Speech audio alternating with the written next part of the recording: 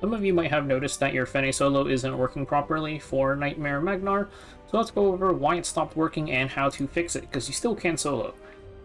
There was a change made to one of his skills, King's Rage, where at the end of every 7 turns he gets a turn. This is the old one, and they added a line where decreases the required turn end count by up to 2 turns with fewer surviving heroes. This is worded a little bit weirdly, because initially reading this, I thought it would be like, oh, okay, so it'll decrease it by up to 2 turns, so it'll go to 5. No, it decreases it to 2 turns. So, if everybody except for Fenne is dead, at the end of every 2 enemy turns, he'll get 100% CR.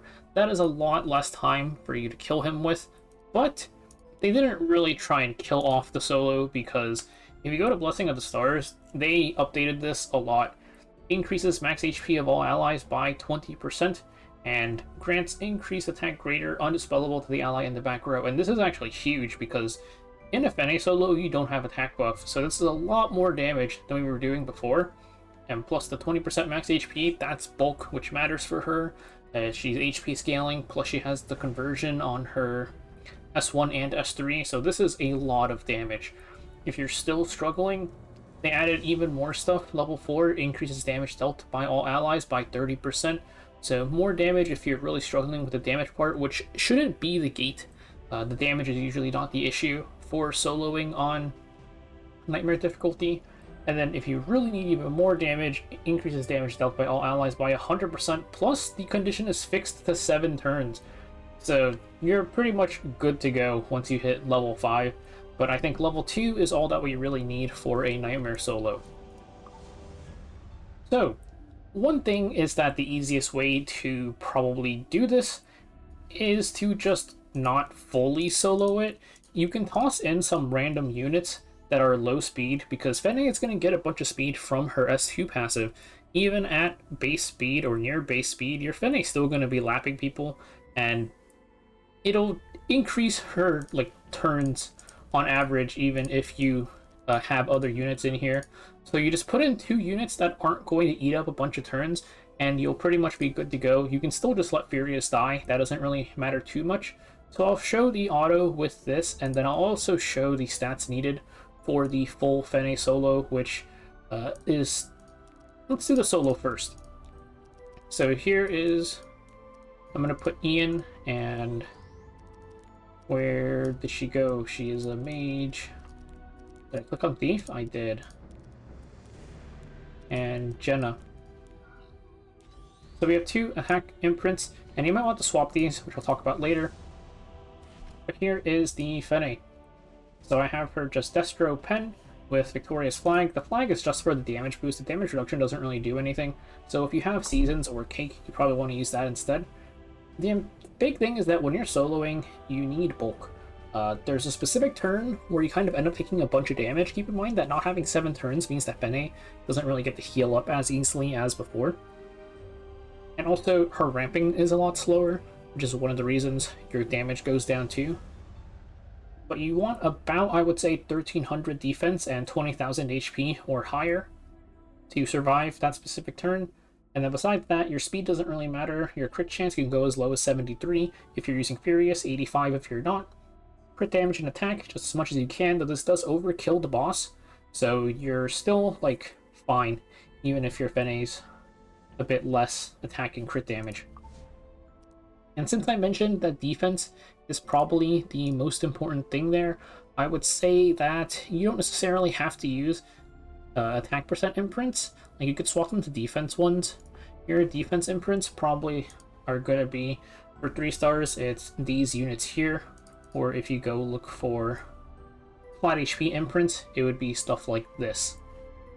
And then I still have Furious here, of course, for the crit chance imprint. Pretty valuable. Let's do this run first and see how it goes. One piece of RNG that can happen at the very start is if anybody resists the burns, they'll stay alive a little bit longer, and it'll change up some stuff because they won't die immediately and the turns won't get reduced.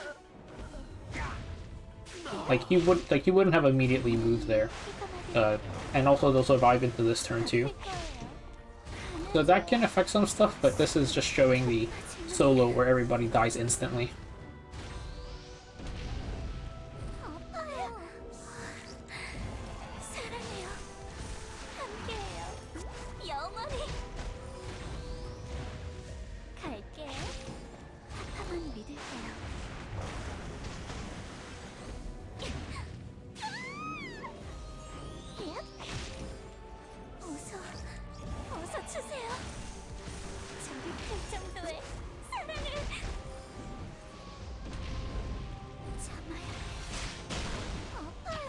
And it's pretty much on this turn here, you might find yourself taking a ton of damage, because you took the damage, plus you took the burn, and because we only have 2 turns, you don't get the S3 here. Her S3 full heals her pretty much. So you kind of don't get the full heal, and then you have to tank the damage from this too. And if you don't have enough defense, you can get pretty close to dying. I had 800 HP left, and that is why I mentioned the bulk. But you can see we overkilled there, we still had 1 turn left to work with. So definitely could have done with less attack. We still had a full S1 plus S1 extra attack to use. And the defense is what is most important for the solo. Now let's put in some other units, just because, like, and Hwa-Young is a unit I, like, always have geared. She's just on her Destro Torrent with Portrait. I'm not even going to bother changing it. It's just any filler unit, really, that's not fast, so they won't eat up a bunch of turns. And I couldn't think of who else to put in, so I'm just going to put in a unit I like a lot. It's world-famous Bruiser Luluka, as she is team imprinted, which is... Okay, I'm going to take that off, and I'm just going to self-imprint her. The team attack is better, of course, because Fenne is all we care about. World-famous Bruiser Luluka. That doesn't matter. I'm not changing that. And I was going to run her skills off. Turn her skills off, and we can just let it go.